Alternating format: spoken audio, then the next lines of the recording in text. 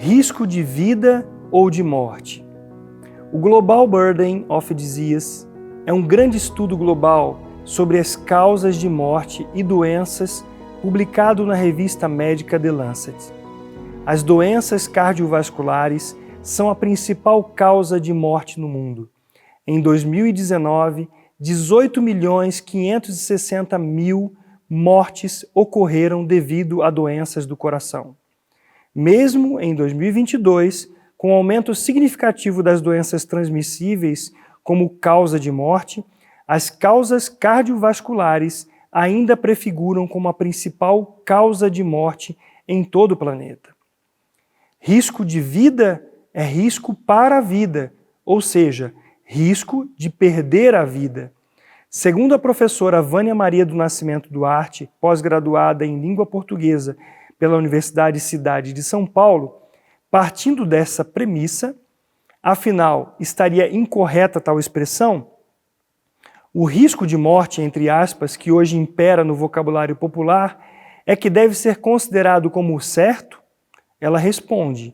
A resposta para essa indagação reside no fato de que risco de vida possui todos os requisitos para integrar o padrão convencional da linguagem, embora risco de morte, entre aspas, também seja dotada deste mesmo aspecto, ou seja, correta da mesma forma, mesmo porque já a utilizamos há tanto tempo.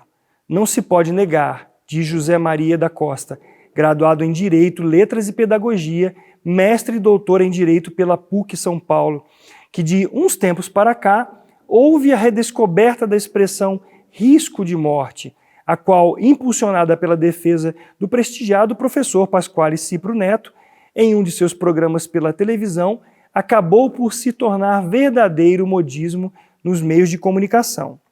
Sendo uma ou a outra expressão a ser usada, as duas são corretas e sinônimas, ou seja, possuem a mesma intenção comunicativa, que indica que alguém se encontra numa situação de perigo que pode ocasionar sua morte. Vale notar que essa expressão pode ser bem usada no contexto físico, porém, se pensamos no lado espiritual, todos que nascem nesse mundo já estão mortos em delitos e pecados, isto é, separados de Deus por causa do pecado e com o risco fatal de morte eterna. A Bíblia nos diz, portanto, assim como por um homem entrou o pecado no mundo e pelo pecado a morte, assim também a morte passou a todos os homens, porque todos pecaram. Romanos 5,12. Todo aquele que não foi vivificado por Jesus Cristo está morto em delitos e pecados e a caminho da morte eterna, se não nascer de novo. A única maneira de uma pessoa não correr risco de vida é recebendo a vida eterna por meio da morte e ressurreição de Jesus Cristo. Como diz a letra de um hino tradicional, foi Jesus que abriu o caminho para o céu. Não há outro meio de ir. Nunca irei entrar no celeste lar se o caminho da cruz errar. Não há outro meio, queridos. Fomos, pois, sepultados com ele na morte pelo batismo, para que, como Cristo foi ressuscitado dentre os mortos, pela glória do Pai, assim também nós andemos em novidade de vida.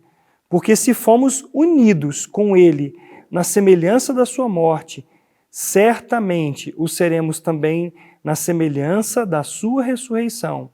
Sabendo isto, que foi crucificado com ele o nosso velho homem, para que o corpo do pecado seja destruído e não sirvamos o pecado como escravos.